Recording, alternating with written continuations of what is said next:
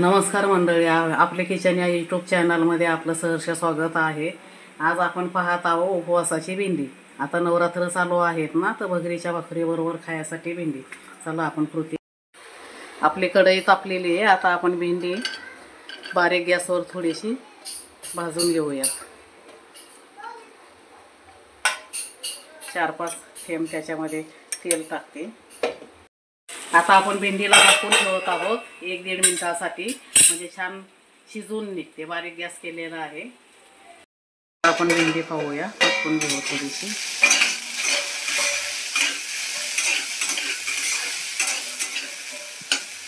आता अजून 1 मिनिट ठेवूया, थोडीशी राहील। आता आपण बघूया आपली भेंडी। आपली भेंडी आता शेकून झालेली आहे। आता आपण ताटामध्ये काढूया आणि फोडणी देऊया। आता कढई तापलेली आहे। त्याच कढईमध्ये आपण भाजून घेतली, त्याच कढईमध्ये आपण भाजी बनवतोय। तेल टाकलं थोडं। आता त्यामध्ये मिरची टाकून घेऊया।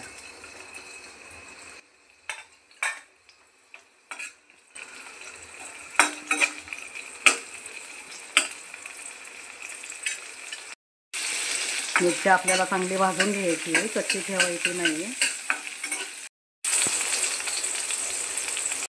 आपली मिरची आता छान भाजलेली आहे।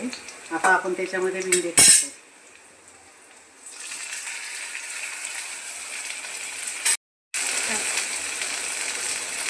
थोडंसं मीठ टाकतोय।